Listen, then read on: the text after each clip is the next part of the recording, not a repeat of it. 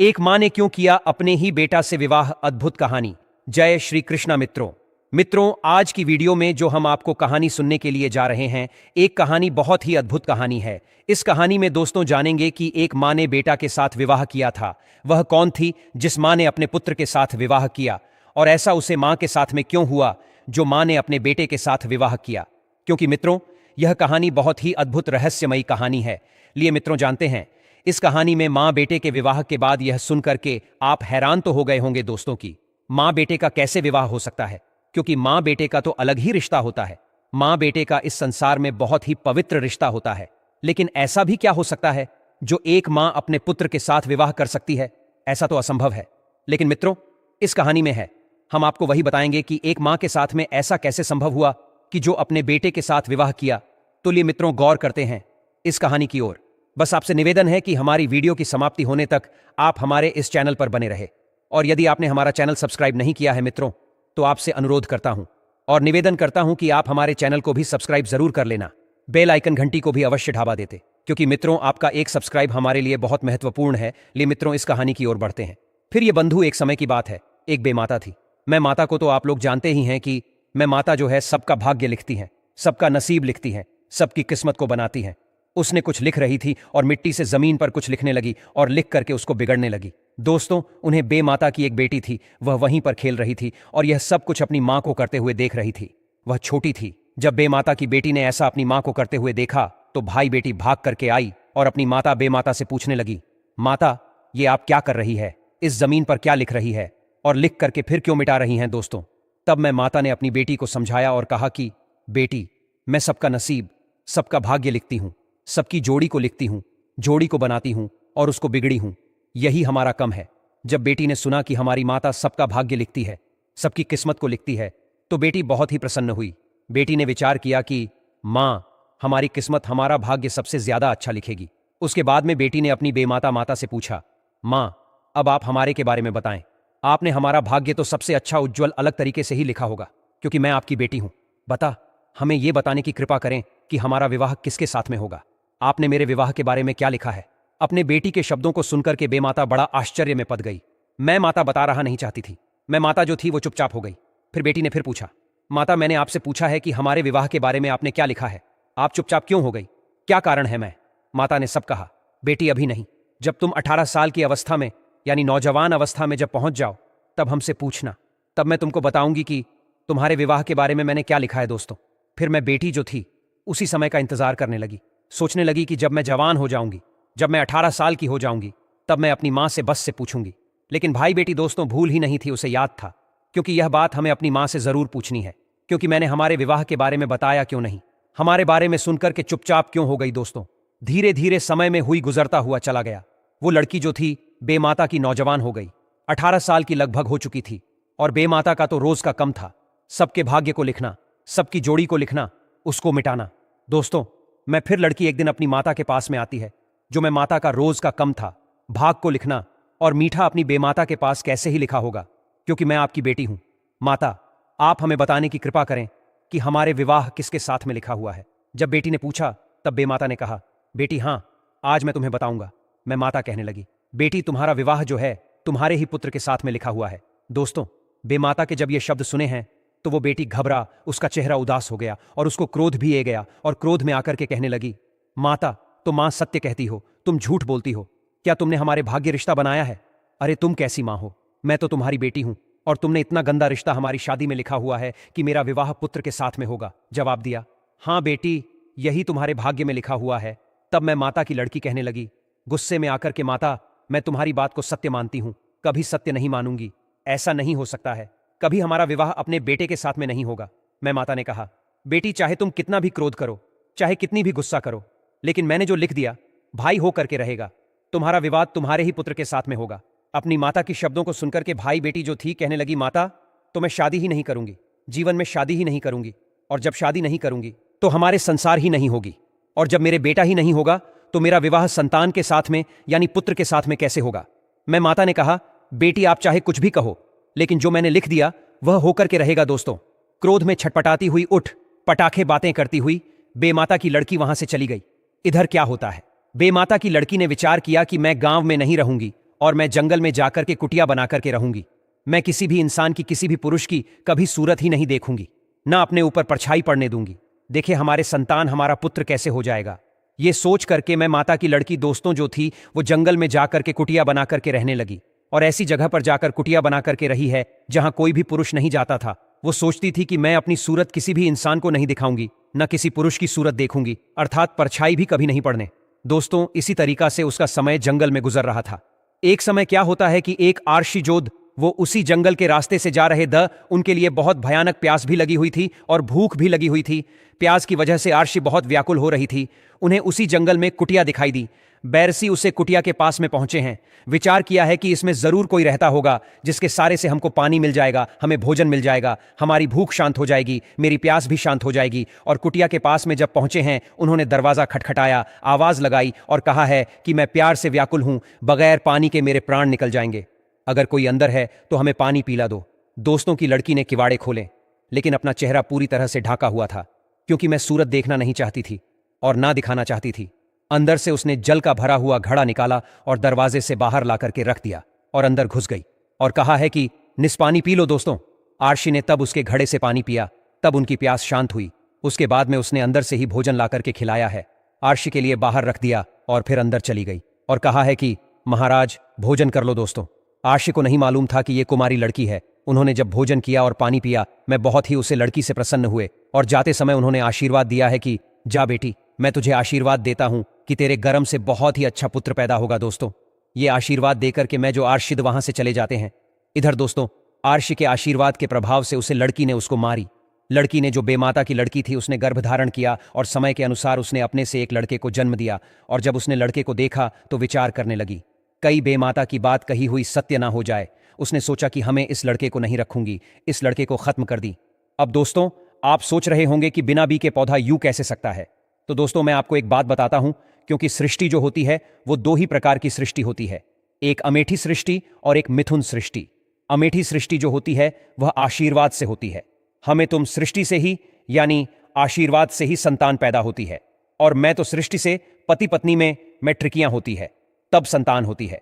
क्योंकि महाभारत में भी जो पैंड और धृतराष्ट्र हुए, ये भी अम्मैठो सृष्टि के द्वारा हुए। तो दोस्तों, हमें दो ही प्रकार की होती हैं। आशीर्वाद से जो संतान होती है से अमेठी सृष्टि कहते हैं, और मैं क्रियापद पत्थरी में आपस में जो मैथिल क्रिया होती है उसे मैथिल सृष्टि कहते हैं। तो दोस्तों, आशीर्वाद के द्वारा ही उसे बेमाता की लड़की से जो संतान हुई थी, जो लड़का पैदा हुआ था, उसने विचार किया कि मैं इसको नहीं रखूंगी, इसको मार दूंगा। दोस्तों, उसने एक कपड़े में लपेट करके उसे बच्चे को मरने के लिए अपनी कुटिया से बाहर चल दी और एक गांव के पास में पहुंची है, जहां एक कुमारी का घर था, और कुमारी के घर के पास में एक आभा था जिसमें बर्तार रखे हुए, अबाव उसे कहते हैं। जो कुमार लोग होते हैं उसे समय में अपने बर्तन पकाते हैं, उसमें बर्तन रखे हुए और पूरी तैयारी थी अगली सुबह को उसमें आग लगाने की। उसने समझ लिया कि ये कुम्हार का घर है और ये सवेरे आग लगाएगा। इस समय में बर्तन पकाने के लिए तो दोस्तों, उसे बेमाता की लड़की ने अपने बच्चे को उसी हवा में रख दिया और सोचा कि जब तुम्हारे सभा में आग लगाएगा तो ये बच्चा जल करके भस्म हो जाएगा, कहानी खत्म हो जाएगी।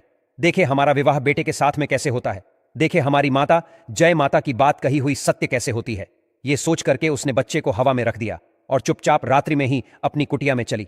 इधर दोस्तों क्या होता है, सवेरा जब होता है, और सवेरा जब हुआ तो कुमार जो था अपने अबे में आग लगाने के लिए पत्नी को साथ लेकर के जब आता है, और जैसे ही आग लगाने की तैयारी की तो वही बच्चा उसे अबे के अंदर जो था वो रोने लगा।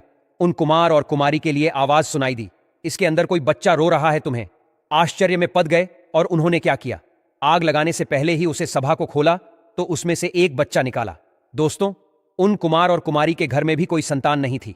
कुम्हार की पत्नी ने उसे बच्चे को अपनी गोद में ले लिया और बहुत ही प्रसन्न हुई और भगवान को धन्यवाद कहने लगी कि ही प्रभु, आपकी बहुत बड़ी मेहरबानी हुई, आज हम एक लड़का मिल गया। अपना ही पुत्र समझ करके उसको पालने लगी। उसका पालन पोषण करने में लड़का जो था थोड़ा थोड़ा सायना होने लगा। वह लड़का बांके राजा के लड़के के साथ में खेलने लगा और उसे लड़के से दोस्ती कर राजा का लड़का और कुम्हार के लड़के में दोस्ती हो गई। मैं कुमार का लड़का तो नहीं था, मैं लड़का तो बेमाता की लड़की का लड़का था, लेकिन वह लड़का कुम्हार और कुमारी को ही माता पिता समझता था, तो उसको मारी के लड़के और राजा के लड़के में दोस्ती हो गई। धीरे धीरे मैं कुमार का लड़का सायना हो गया, नौजवान हो गया। राजा ने उसको मार के बच्चे को देखा है कि इसकी दोस्ती हमारे पुत्र के साथ में है, तो राजा बहुत ही प्रसन्न हुआ और उसने कुमार के लड़के को नौकरी दे दी। नौकरी कौन सी थी? असफल में घोड़ा चराने के लिए, घोड़ा फहराने के लिए। उसको भर के लड़का को नौकरी दे दी दोस्तों। अब मैं कुमार का लड़का असफल में जाता है राजा के यहाँ और घोड़ा की सेवा करता है, उन्हें खिलाता पिलाता है, चलाता है और ले जाकर के उन्हें जंगल में घूमता है, फिर आता है। यही उसका कम बन गया। धीरे धीरे में लड़का जो था पूर्ण तरह से नौजवान हो चुका था। पहले लड़का बहुत ही सुंदर था दोस्तों। एक दिन क्या हुआ भाई, लड़का असफल में गया। उसमें से घोड़ा को निकल करके उसको घूमने के लिए अर्थात फैलाने के लिए जंगल की ओर निकल गया और भाई निकल गया। जा बाएं माता की लड़की यानी उसे लड़के की माता ही उसे कुटिया में जंगल में रहती थी। और वहीं जब घोड़ा जाकर के फराने लगा तो बेमाता की लड़की बाहर निकली है और उसे लड़के को घोड़ा खिलाते हुए देखा। उसकी सुंदरता को देखा तो उसकी सुंदरता पर मैं बेमाता की लड़की दीवानी हो गई और विचार करने लगी कि यह लड़का बहुत ही सुंदर है और मैं शादी करूंगी तो इसके साथ में ही शादी कर ली दोस्तों। अबे लड़का जो है 2-3 दिन तक वहीं उसी जगह पर घोड़ा घूमने के लिए फहराने के लिए जाने लगा। एक दिन क्या हुआ, बेमाता की लड़की उसके पास में पहुंची है और अपनी सारी हकीकत सुनाई है और कहा है कि आप कहाँ के रहने वाले हैं। तब उसने बताया कि मैं उसे गांव का रहने वाला हूं और मैं कुमार का लड़का हूं और मैं राजा के यहां नौकरी करता हूं, अस्तबल में घोड़ा चलाता हूं और घोड़ों को घूमता हूं, फिर आता हूं।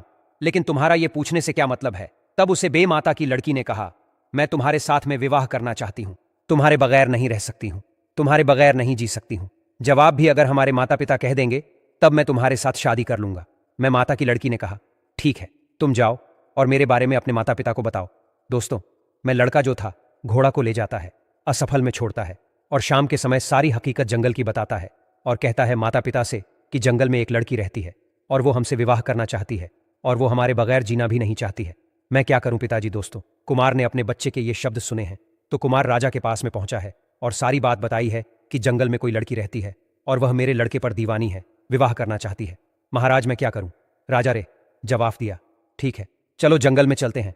दोनों लोग लड़की को देख करके आते हैं कि लड़की कितनी सुंदर है राजा। और वह कुमार जंगल में पहुंचे हैं।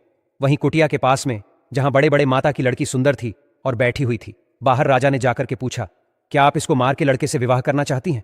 जवाब दिया, जी महाराज मैं इसके बगैर नहीं रह सकती हूं। दोस्तों, इतने शब्द सुनने के बाद में राजा ने कहा, ठीक है जब तुम्हारी ये राय है, तुम इसके बगैर रह नहीं सकती हो तो ठीक है, मैं तुम्हारा और इस कुमार के लड़के के साथ में विवाह करवा देता हूं।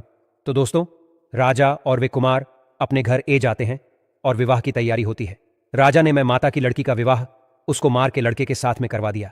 दोस्तों, उसे बेमाता की लड़की का विवाह अपने ही बेटे के साथ में हो जाता है और मैं बेमाता की बेटी अपनी जब ससुराल में यानी कुमार के घर में पहुंची है, इधर सुहागरात की तैयारी चल रही थी। इधर दोस्तों, जब रात्रि होती है, कुम्हार का लड़का अपनी पत्नी के पास में पहुंचता है तो मैं बेमाता की लड़की ने उसके बारे में जानना चाहा, सही तरीके से जानना चाहता कि आप कितनी उम्र के हो चुके हैं, आपकी कितनी आयु हो चुकी है। जवाब दिया उसे, बेटा ने मेरी आयु मुझे तो नहीं मालूम है, लेकिन मेरी आयु हमारी माता को मालूम है। दोस्तों, ऐसा उसे बेमाता की लड़की ने क्यों पूछा। जब मैं कुमार का लड़का उसके नजदीक गया तो उसे कुछ अजीब सा महसूस हुआ, इसीलिए उसने उसे लड़के से पूछा। लड़के ने माना कर दिया। तब बेमाता की लड़की ने अपनी सास मां को बुलवाया और कहा कि माता, मैं इनकी आयु के बारे में जानना चाहती हूं कि ये कितने वर्ष के हो चुके हैं। तब उसे कुमारी ने बताया, देखिए बहू, हमें तो इसकी आयु के बारे में कोई जानकारी नहीं है क्योंकि हमारा ये लड़का नहीं है। बेमाता की लड़की ने पूछा, तुम्हारा लड़का नहीं है। जवाब दिया, हाँ बेटी, फिर एक इसका लड़का है, तुम्हें कहां मिला। तब उसे कुमारी ने कहा, बहू, कुछ समय पहले की बात है, हमारे यहां जो अभय में कुछ समय पहले पता नहीं कौन है, बच्चे को कपड़े में लपेट करके हमारे अभी में रख गया था। अबे मैं आग लगाने के लिए जब गया तो उसमें से बच्चे की रोने की आवाज आई, जो यही था, और मैंने उसको निकाला और उसका पालन पोषण किया। अब नहीं मालूम कि कौन सी मां ऐसा करके गई है अपने बेटे के साथ। दोस्तों, जब उसे बेमाता की लड़की ने यह सुना तो उसे और पूछने की चेष्टा भरने लगी और वह धीरे धीरे अंदर से घबराना, नहीं इधर क्या होता है। उसने अपनी सासू मां कुमारी से पूछा, कौन ऐसी मां थी जो अपने बेटे को हवा में रख के गई थी, वो किस कपड़े में रखे गई थी, क्या वो आप मुझे कपड़ा दिखा सकती हैं। दोस्तों, एक दिन कुमारी वह कपड़ा लेकर आई जिसमें उसने अपने बच्चे को पहली बार पाया था। जैसे ही उसने वह कपड़ा बहू को दिखाया, बहू के होश उड़ गए, उसके पैरों तले जमीन खिसक गई और वह बुरी तरह घबरा गई। वह कांपने लगी और समझ गई कि यह वही बच्चा है जो उसका अपना बेटा है। इस बात का एहसास होते ही शर्म और अपराध बोध ने उसे घेर लिया। बहू इतनी परेशान हो गई कि उसने खुद को खत्म करने का फैसला कर लिया। वह घर से भागी और जहां से कुमारी की आवाजें आ रही थीं, उसी जगह जाकर आग में कूद गई। इस घटना ने सभी को झकझोर कर रख दिया। दोस्तों, भगवान की कृपा हमेशा किसी न किसी रूप में हमारे जीवन को दिशा देती है। जब भी अनर्थ होने की संभावना होती है, भगवान किसी बहाने से उसे टाल देते हैं। अगर उस रात वह रिश्ता बन जाता तो एक बड़ा पाप हो सकता था, लेकिन भगवान ने मां बेटे के इस पवित्र रिश्ते को बचा लिया। अनजाने में जो हुआ उसने सबके जीवन को बदल दिया। बहू ने अपनी जान दे दी, लेकिन इस घटना ने सभी को गहरी सीख दी। कुमारी और उसका बेटा इस घटना के मायने समझ गए। उन्हें यह एहसास हुआ कि जो कुछ हुआ वह भाग्य का लेखा था। बेमाता के लिखे को कोई मिटा नहीं सकता। उन्होंने कितनी ही कोशिश की, लेकिन किस्मत ने उन्हें उस मोड़ पर लाकर खड़ा कर दिया जहां उन्हें अनचाहे रिश्ते में बंधना पड़ा। यह कहानी हमें यह सिखाती है कि जीवन में कई बार ऐसी घटनाएं होती हैं जो हमारी सोच और समझ से परे होती हैं। यह कहानी कुमारी और उसकी बहू की दुखदाई दास्तान है, जहां भाग्य के खेल ने उनके जीवन को उलट पलट कर रख दिया। यदि आपको यह कहानी पसंद आई हो तो इसे जरूर साझा करें। के पास कैसे ही लिखा होगा, क्योंकि मैं आपकी बेटी हूं। माता, आप हमें बताने की कृपा करें कि हमारे विवाह किसके साथ में लिखा हुआ है। जब बेटी ने पूछा तब बेमाता ने कहा, बेटी हाँ, आज मैं तुम्हें बताऊंगा। मैं माता कहने लगी, बेटी तुम्हारा विवाह जो है तुम्हारे ही पुत्र के साथ में लिखा हुआ है। दोस्तों, बेमाता के जब ये शब्द सुने हैं तो वो बेटी घबरा, उसका चेहरा उदास हो गया और उसको क्रोध भी आ गया और क्रोध में आकर के कहने लगी, माता तो मां सत्य कहती हो, तुम झूठ बोलती हो। क्या तुमने हमारे भाग्य रिश्ता बनाया है? अरे तुम कैसी मां हो, मैं तो तुम्हारी बेटी हूं और तुमने इतना गंदा रिश्ता हमारी शादी में लिखा हुआ है कि मेरा विवाह पुत्र के साथ में होगा। जवाब दिया, हाँ बेटी, यही तुम्हारे भाग्य में लिखा हुआ है। तब मैं माता की लड़की कहने लगी, गुस्से में आकर के, माता मैं तुम्हारी बात को सत्य मानती हूं, कभी सत्य नहीं मानूंगी। ऐसा नहीं हो सकता है, कभी हमारा विवाह अपने बेटे के साथ में नहीं होगा। मैं माता ने कहा, बेटी चाहे तुम कितना भी क्रोध करो, चाहे कितनी भी गुस्सा करो, लेकिन मैंने जो लिख दिया भाई हो करके रहेगा। तुम्हारा विवाद तुम्हारे ही पुत्र के साथ में होगा। अपनी माता के शब्दों को सुनकर के भाई बेटी जो थी कहने लगी, माता तो मैं शादी ही नहीं करूंगी, जीवन में शादी ही नहीं करूंगी, और जब शादी नहीं करूंगी तो हमारे संसार ही नहीं होगी, और जब मेरे बेटा ही नहीं होगा तो मेरा विवाह संतान के साथ में यानी पुत्र के साथ में कैसे होगा। मैं माता ने कहा, बेटी आप चाहे कुछ भी कहो, लेकिन जो मैंने लिख दिया वह होकर के रहेगा। दोस्तों, क्रोध में छटपटाती हुई उठ पटाखे बातें करती हुई बेमाता की लड़की वहां से चली गई। इधर क्या होता है, बेमाता की लड़की ने विचार किया कि मैं गांव में नहीं रहूंगी और मैं जंगल में जाकर के कुटिया बनाकर के रहूंगी। मैं किसी भी इंसान की, किसी भी पुरुष की कभी सूरत ही नहीं देखूंगी, ना अपने ऊपर परछाई पड़ने दूंगी। देखे हमारे संतान, हमारा पुत्र कैसे हो जाएगा। ये सोच करके मैं माता की लड़की दोस्तों जो थी वो जंगल में जाकर के कुटिया बना करके रहने लगी, और ऐसी जगह पर जाकर कुटिया बना करके रही है जहां कोई भी पुरुष नहीं जाता था। वो सोचती थी कि मैं अपनी सूरत किसी भी इंसान को नहीं दिखाऊंगी, न किसी पुरुष की सूरत देखूंगी, अर्थात परछाई भी कभी नहीं पड़ने। दोस्तों, इसी तरीका से उसका समय जंगल में गुजर रहा था। एक समय क्या होता है कि एक आरशी जोध वो उसी जंगल के रास्ते से जा रहे द उनके लिए बहुत भयानक प्यास भी लगी हुई थी और भूख भी लगी हुई थी। प्यास की वजह से आरशी बहुत व्याकुल हो रही थी। उन्हें उसी जंगल में कुटिया दिखाई दी। बैरसी उसे कुटिया के पास में पहुंचे हैं। विचार किया है कि इसमें जरूर कोई रहता होगा जिसके सारे से हमको पानी मिल जाएगा, हमें भोजन मिल जाएगा, हमारी भूख शांत हो जाएगी, मेरी प्यास भी शांत हो जाएगी। और कुटिया के पास में जब पहुंचे हैं उन्होंने दरवाजा खटखटाया, आवाज लगाई और कहा है कि मैं प्यार से व्याकुल हूं, बगैर पानी के मेरे प्राण निकल जाएंगे, अगर कोई अंदर है तो हमें पानी पिला दो। दोस्तों की लड़की ने किवाड़े खोले, लेकिन अपना चेहरा पूरी तरह से ढाका हुआ था, क्योंकि मैं सूरत देखना नहीं चाहती थी और ना दिखाना चाहती थी। अंदर से उसने जल का भरा हुआ घड़ा निकाला और दरवाजे से बाहर ला करके रख दिया और अंदर घुस गई और कहा है कि निस पानी पी लो। दोस्तों, आरशी ने तब उसके घड़े से पानी पिया, तब उनकी प्यास शांत हुई। उसके बाद में उसने अंदर से ही भोजन ला करके खिलाया है, आरशी के लिए बाहर रख दिया और फिर अंदर चली गई और कहा है कि महाराज भोजन कर लो। दोस्तों, आरशी को नहीं मालूम था कि ये कुमारी लड़की है। उन्होंने जब भोजन किया और पानी पिया, मैं बहुत ही उसे लड़की से प्रसन्न हुए और जाते समय उन्होंने आशीर्वाद दिया है कि जा बेटी, मैं तुझे आशीर्वाद देता हूं कि तेरे गर्म से बहुत ही अच्छा पुत्र पैदा होगा। दोस्तों, ये आशीर्वाद देकर के मैं जो आरशिद वहां से चले जाते हैं। इधर दोस्तों, आरशी के आशीर्वाद के प्रभाव से उसे लड़की ने उसको मारी। लड़की ने, जो बेमाता की लड़की थी, उसने गर्भ धारण किया और समय के अनुसार उसने अपने से एक लड़के को जन्म दिया। और जब उसने लड़के को देखा तो विचार करने लगी, कई बेमाता की बात कही हुई सत्य ना हो जाए। उसने सोचा कि हमें इस लड़के को नहीं रखूंगी, इस लड़के को खत्म कर दी। अब दोस्तों, आप सोच रहे होंगे कि बिना बी के पौधा यूं कैसे सकता है। तो दोस्तों, मैं आपको एक बात बताता हूं, क्योंकि सृष्टि जो होती है वो दो ही प्रकार की सृष्टि होती है, एक अमेठी सृष्टि और एक मिथुन सृष्टि। अमेठी सृष्टि जो होती है वह आशीर्वाद से होती है। हमें तुम सृष्टि से ही यानी आशीर्वाद से ही संतान पैदा होती है, और मैं तो सृष्टि से पति पत्नी में मैट्रिकियां होती है, तब संतान होती है। क्योंकि महाभारत में भी जो पैंड और धृतराष्ट्र हुए, द ये भी अम्मैठो सृष्टि के द्वारा हुए द। तो दोस्तों, हमें दो ही प्रकार की होती हैं। आशीर्वाद से जो संतान होती है से अमेठी सृष्टि कहते हैं, और मैं क्रियापद पत्थरी में आपस में जो मैथिल क्रिया होती है उसे मैथिल सृष्टि कहते हैं।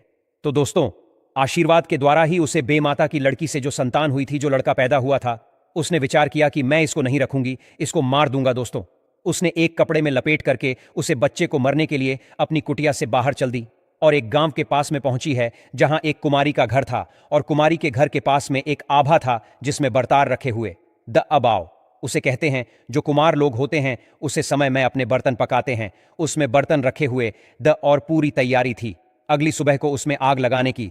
उसने समझ लिया कि ये कुम्हार का घर है और ये सवेरे आग लगाएगा। इस समय में बर्तन पकाने के लिए तो दोस्तों उसे बेमाता की लड़की ने अपने बच्चे को उसी हवा में रख दिया और सोचा कि जब तुम्हारे सभा में आग लगाएगा तो ये बच्चा जल करके भस्म हो जाएगा, कहानी खत्म हो जाएगी। देखे हमारा विवाह बेटे के साथ में कैसे होता है, देखे हमारी माता जय माता की बात कही हुई सत्य कैसे होती है।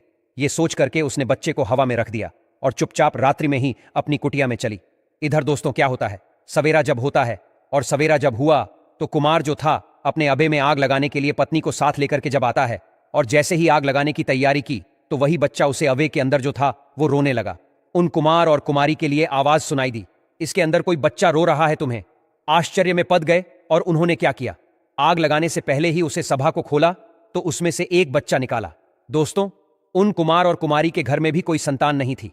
कुम्हार की पत्नी ने उसे बच्चे को अपनी गोद में ले लिया और बहुत ही प्रसन्न हुई और भगवान को धन्यवाद कहने लगी कि ही प्रभु आपकी बहुत बड़ी मेहरबानी हुई, आज हम एक लड़का मिल गया। अपना ही पुत्र समझ करके उसको पालने लगी। उसका पालन पोषण करने में लड़का जो था थोड़ा थोड़ा सायना होने लगा।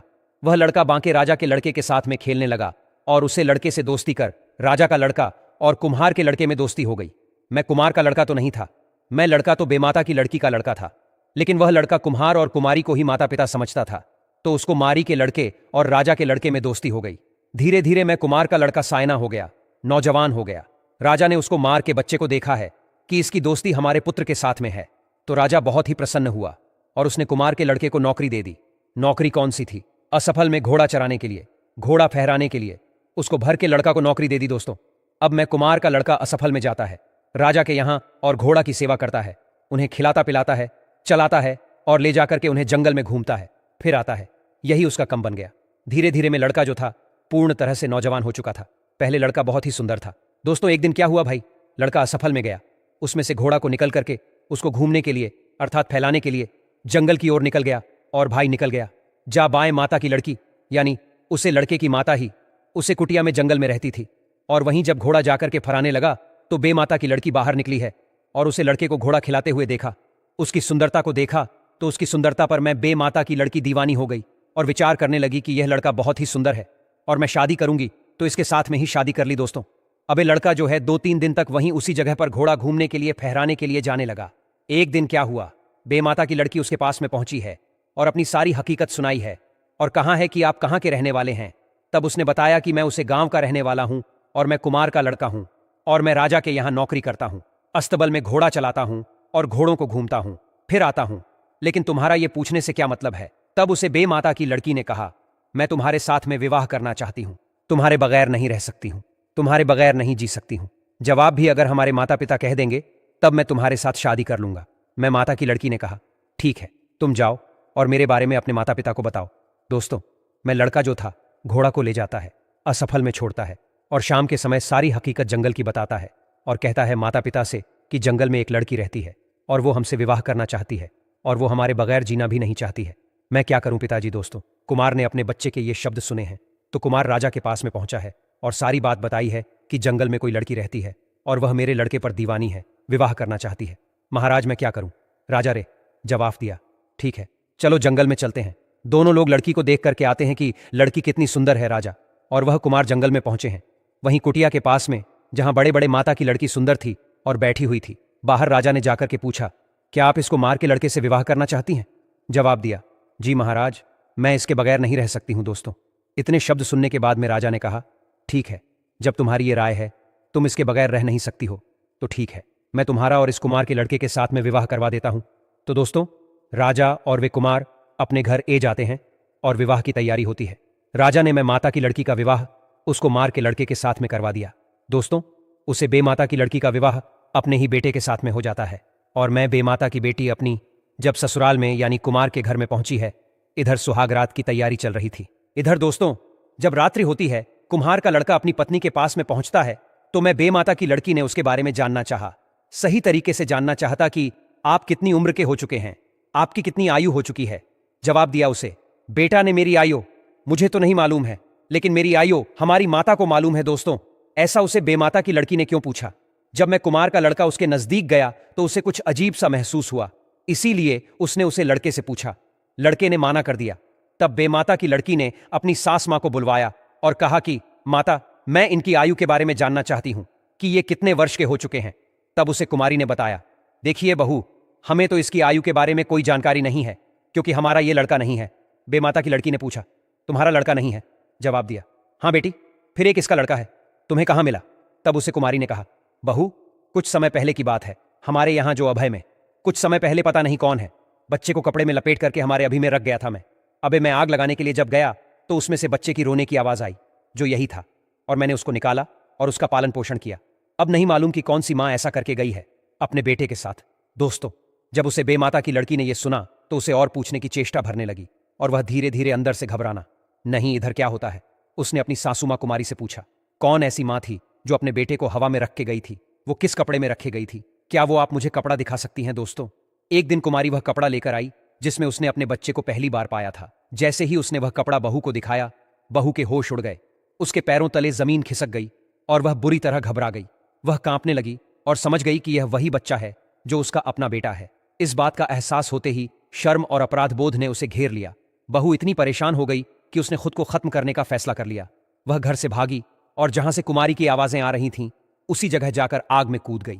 इस घटना ने सभी को झकझोर कर रख दिया। दोस्तों, भगवान की कृपा हमेशा किसी न किसी रूप में हमारे जीवन को दिशा देती है। जब भी अनर्थ होने की संभावना होती है, भगवान किसी बहाने से उसे टाल देते हैं। अगर उस रात वह रिश्ता बन जाता तो एक बड़ा पाप हो सकता था, लेकिन भगवान ने मां बेटे के इस पवित्र रिश्ते को बचा लिया। अनजाने में जो हुआ उसने सबके जीवन को बदल दिया। बहू ने अपनी जान दे दी, लेकिन इस घटना ने सभी को गहरी सीख दी। कुमारी और उसका बेटा इस घटना के मायने समझ गए। उन्हें यह एहसास हुआ कि जो कुछ हुआ वह भाग्य का लेखा था। बेमाता के लिखे को कोई मिटा नहीं सकता। उन्होंने कितनी ही कोशिश की, लेकिन किस्मत ने उन्हें उस मोड़ पर लाकर खड़ा कर दिया जहां उन्हें अनचाहे रिश्ते में बंधना पड़ा। यह कहानी हमें यह सिखाती है कि जीवन में कई बार ऐसी घटनाएं होती हैं जो हमारी सोच और समझ से परे होती हैं। यह कहानी कुमारी और उसकी बहू की दुखदाई दास्तान है, जहां भाग्य के खेल ने उनके जीवन को उलट पलट कर रख दिया। यदि आपको यह कहानी पसंद आई हो तो इसे जरूर साझा करें।